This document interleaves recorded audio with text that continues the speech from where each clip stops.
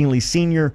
To lead off of our second hour. Obviously, you know it, his son is the best defender in college football. A lot of the conversations here in preseason camp have centered around the battles between Jamar Chase and Derek Stingley Jr., widely considered to be two of the best players in college football, especially at their positions, respectively.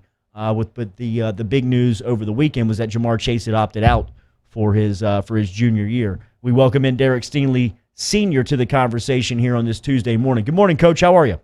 Morning, Jordy. How you doing? Doing okay. I guess let's start there. What was your reaction when you saw the news of Chase opting out? Were you surprised at all?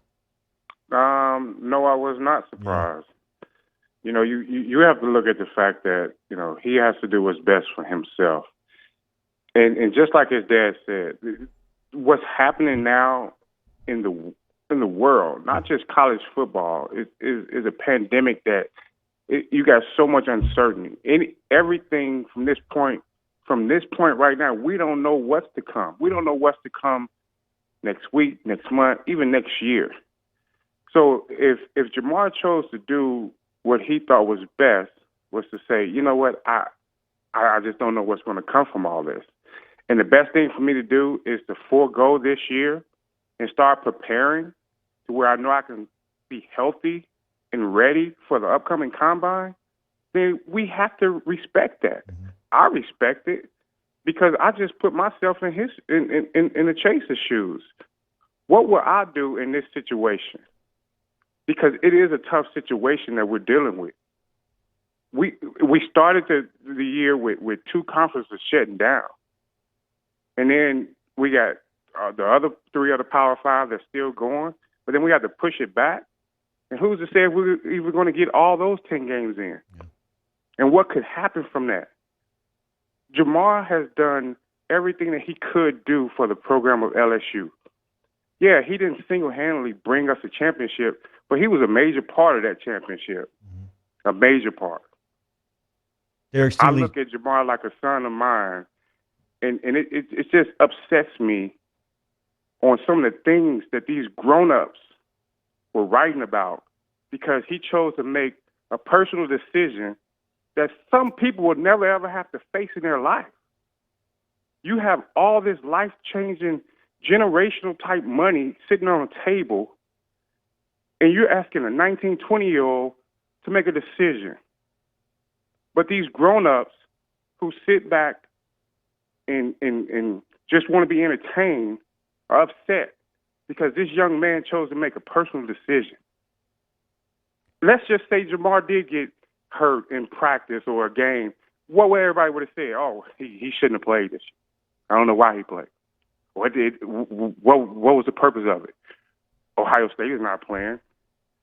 Arizona State isn't playing. Why did he go out there? You know, those things right there is this stuff that people don't have to deal with when you're looking at a person like Jamar that had all these options out in front of him. Mm-hmm. So he chose to do what's best for him. I'm going to miss him, but I'm truly supporting him and his family with everything that I have.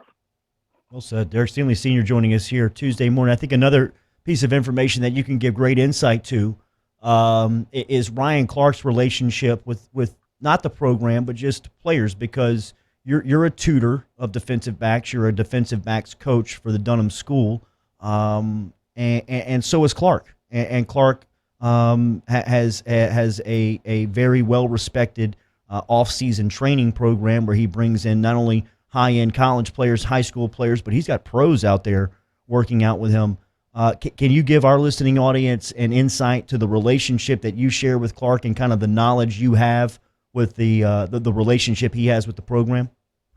Ryan and I, we're very close. Our two sons, Jordan and Derek, are like very close. Ryan is like a brother to me. He's like an uncle to Derek, and I'm like an uncle to Jordan, his son. What Ryan brings is I'm going to set the record straight on this. Ryan is not turning any players against the program. Ryan doesn't even talk to the players about what they need to do within the program. He's not that type of person. What Ryan does, he's a trainer.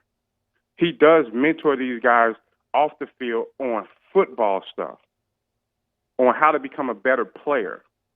Now, within that, there are lessons taught. But he's not telling someone, you must do this, you have to do that. That's just not his MO. He's not that guy.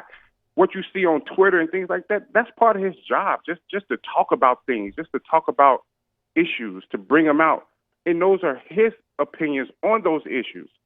He's not stuffing it down these kids' throats, making them say, well, you know what, Mr. Clark, yeah, you're right, I'm going to do this. Mm-hmm. No, I mean, it's about football with him. It truly is when he's training these kids. Now, with some of them, it may be a little personal deal, but he's not trying to make them make decisions. These young men have minds of their own. They're not easily led just by anyone. They're college students that can figure things out. You do need sometimes all the necessary information to figure out what you want to do.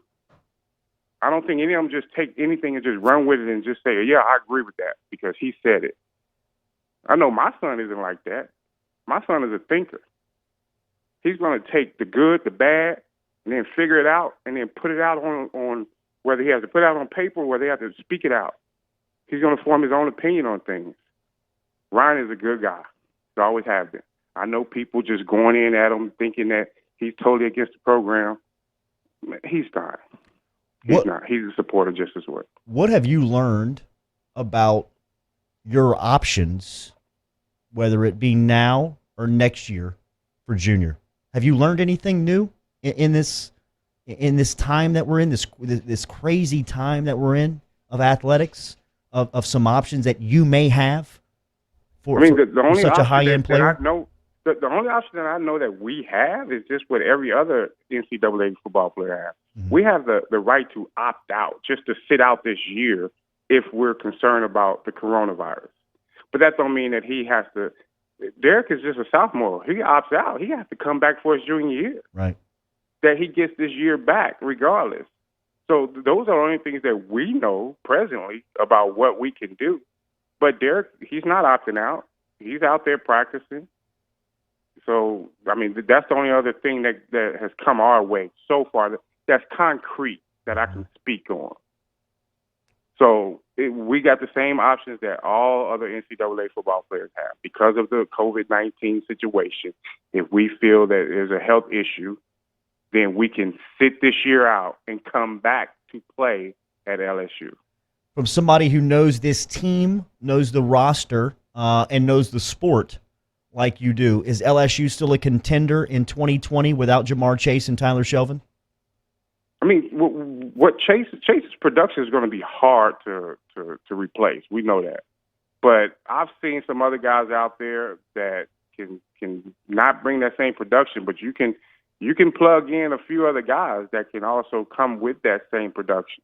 Now, it may take a couple of guys to do what Jamar did this past year and what he was probably going to do this year. And in my mind, yes. I think the offense is still the same offense. They're going to make other schools defend the entire field. I think the defense is just as strong or even better because of the scheme with Coach Pelini. So in my mind, yes, we're still a contender. I don't know. The sky isn't falling. I mean, coaches are still working. Players are still practicing. And that team is still a good team. And we're going to be one of the better teams this year. Good stuff this morning, man. I like it when you're fired up. Man, look, I just didn't like what I was seeing from some of the comments because, let's put it this way, I really don't read a lot of the comments, but some things that were said about Jamar, about his decision and his family, that really had me going. Because, put it this way, what if that was my son? Because these players may not read those comments, but they probably do. But if they don't really read them, guess what? Someone within their circle reads them, and then someone brings it back to those players. So those are the same players that everyone screamed for on Saturday night in Tiger Stadium. But then when they make a personal decision, it's like the end of the world, that they're selfish because of the fact that this is life-changing money or life-changing generational type stuff for him and his family. I just didn't get that. And that was my first time really going in and reading those comments like that. I didn't like that because he was just the darling. He was just the face. He was just that guy. And then all of a sudden, he's the enemy? Just like that? To me, that made me feel some type of way. And I'm sorry for talking like this today because I normally don't speak like this. Don't apologize, man. That's good stuff. Thank you very much. Have a good week. We'll talk to you next month. We'll talk to you next Tuesday. All right, Jordan. See you, man. There's Derek Stingley Sr. checking in. Good perspective right there from one of the best player in college football, one of the sport's best players. That's his dad, weighing in on some of the effects and some of the things that they think about or what they have going on during these decision-making processes that they go through. That is excellent perspective right there from a high school football coach, a college football's parent, a college football player's parent, and a former athlete himself in Derek Stingley Sr. We're back with more Off the Bench. Your mailbag questions next.